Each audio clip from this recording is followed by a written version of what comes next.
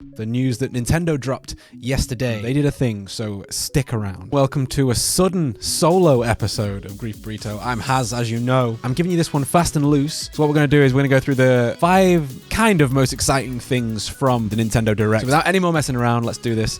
The first game on my list I spotted is called Sea of Stars, which is by Sabotage Studios. This is an old-style pixel art RPG, which was the first thing that caught my attention. It's dense with color and spectacle. See it on screen now, maybe. The main thing about this game that caught my attention, other than the nice visuals, was the fact that it's got time-based combat mechanics, which is something that I really, really loved about the Mario and Luigi saga, which is like the Superstar saga, Bowser's Inside Story, that kind of thing, way back on the Gameboy Advance. Ooh, riding the age. And on the DS too, there were a few on the DS as well, and I think I will be grabbing this game. The second game that caught my attention on this lovely, lovely stream, We Love Katamari REROLL plus Royal Reverie. Quite the title, which is by Bandai, and they done quite a few Katamari games to this point. I haven't actually played any, and this might be the one that changes it, because I feel like I probably should play them at this point. I've seen a lot of playthroughs online. They all look pretty funny. It seems like my kind of weirdness in a game. I've got a very strange sense of humor, as many of you will know. So yes, it's rolling back into our lives with the King of Cosmos, looking as weird as ever with his little white suit and white guitar. There isn't really much to say about this game if you don't really know what it is, other than you're a prince of space who wears spandex, I think, in multicolors. In this one he had a little camera around his neck, which I connected with quite a lot. And you're rolling up objects that gradually get bigger and bigger to eventually turn them into stars, if I remember correctly, through some kind of weird combustion.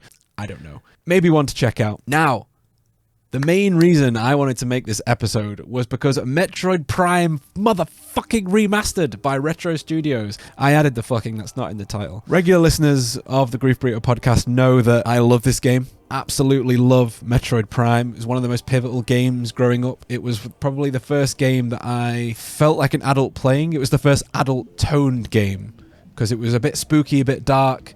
It was lonely adventuring around Tallon IV. People who've listened to the other podcast episodes will know how much I've coveted this game, particularly if it came with one specific thing. And this specific thing was modernized controllers. Now, back on the GameCube, it wasn't an issue to use the look and turn and move on the same control stick as the right control stick, the C stick, the nub, as we called it, was just used to change weapons. So it wasn't used to look and turn like modern controllers. So all of your movement was on the left stick. Now, playing that, going back from playing more modern games now, feels very, very strange. So they're moving to a full twin-stick version of the game is absolutely awesome. I am very excited for this. And they've said that there's multiple ways to experience playing the game as you adventure around the planet, which means maybe you can have motion controls if you want them and turn them off if you don't want them. I particularly don't want them, and that was the reason I never picked up the Wii version of the trilogy. I prefer normal controllers. Sorry, Nintendo. It looks stunning. Like, to go back to Tallon IV, vibe into the absolute S-tier soundtrack that is in this game. I still stand by my words that this game has one of the best OSTs, original soundtracks, to ever exist from a game, and it is a testament to how to do world building. The planet feels desolate. You feel like you're wandering around alone, and I cannot wait to do it again. And the best thing about this whole launch trailer that they never even mentioned, at the end of it, it just goes, oh yeah, it's out today, and you can just get it. You can just get the digital download. I haven't got it yet, as I think I might get the physical copy, but I'm wrestling with myself not to just get the digital copy as well right now. The next thing I will say about this is that I hope they follow it up with Metroid Prime 2 and 3, ready for 4, because I presume 4 is still quite delayed, which is why they're doing this. We all thought as much, any of the Metroid fans. We've got Metroid Dread, obviously, to fill the gap, which was also a great game. Still yet to finish it, but yes, I think they should do the second. The second one was always kind of my favorite, even though it was a difficult game and it was a bit of an outlier for a lot of people. A lot of people weren't a fan. Personally, I really like the Dark World, moving between the light and the dark world. I thought that was very, very cool with the light and dark beam. Finally! You may have noticed also that I've got a girl voice. Is that strange? I'm using AI.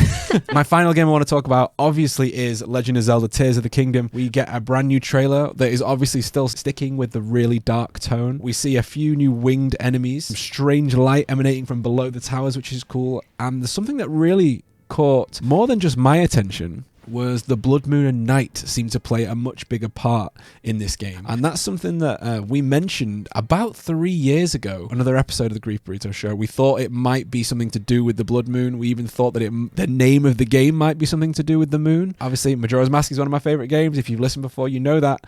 So any sort of instance to pull back towards the moon as a theme in the Zelda games that I find really, really interesting. There are some things you can see that we're obviously not sure what they are just yet. When Link rides through the beautiful sway grass, you can actually see a large dark shape off towards the castle. No idea. I've tried pausing, looking, zoom, enhance, and I can't see what that is. Link has his new arm as well, and we see him pulling technological parts out of water, like a swampy thing as well, and building it into a vehicle. So I'm guessing that's a new way of moving around the world. From what you can see, the patterns on the actual devices themselves and the sort of dragon heads that they're made of look like the Zonai ruins. So I'm presuming they're taking all the Zonai stuff that they couldn't fit into Breath of the Wild and basically putting it into this game. Because initially they did say, there's an interview with Eiji Aonuma, I think, speaking about this, saying that there was so much content for Breath of the Wild that they literally couldn't do it. So now they're just basically putting it into a whole new game, which is great. Like, it's great that we're actually getting to play it. We're still in the same world. It's still connecting. Because obviously there aren't many Zelda games where you play as the same Link, really. The last shot shows Link trying to save Zelda from falling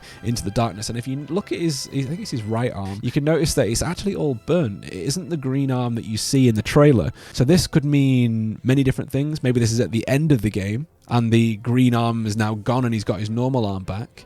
Or this is at the start of the game and that's when he gets his arm. It does end after Zelda falling on Zelda's lullaby in quite a somber tone. So is Zelda going to die? Is that a little prediction? Is that a little mini burrito prediction for you that Zelda might be lost anyway, regardless? The final thing I wanted to touch on this little mini episode for you is that Nintendo are also adding a huge array of Game Boy, Game Boy Color, Game Boy Advance games to the Nintendo Switch Online subscription. You can make them color or not. You can play it in normal Game Boy mode, which is like that green sort of, it's almost like green sepia tone. You can play it in the Game Boy Pocket mode, which is like more grays, blacks, and whites. And then you can play them in full color, which I just think is a really nice little option if you want to really feel nostalgia and play on like the green tone. This also does include for much of the games a local and an online multiplayer for a lot of the games. So I think they mentioned Tetris on there and Mario Kart. The games that are coming, and they did say there's a few games that are coming right away and that there's games coming in the future as well, obviously, because I know that they did that with the N64 subscription on there. You got a few more games later down the line, like Majora's Mask and Star Fox, that sort of stuff. The games that they did include, and this is in no particular order,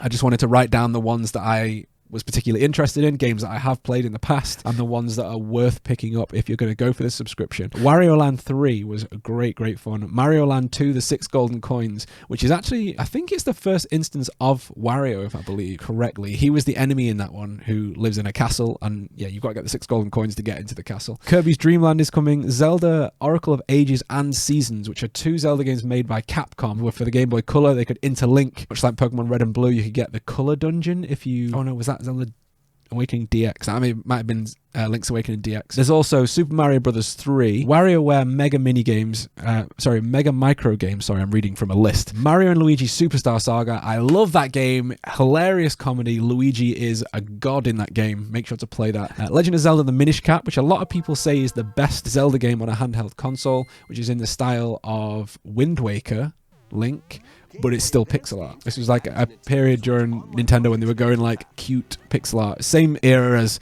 the Mario and Luigi Superstar Saga.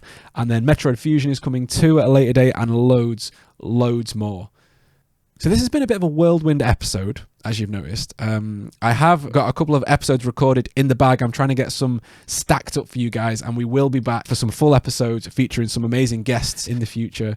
So make sure to subscribe. And if you like this episode, please leave us a review, as when we start coming back, it'll be great to start trying to get back into the gaming charts again, as we were. We used to be in those top 20 slots every week, which was great.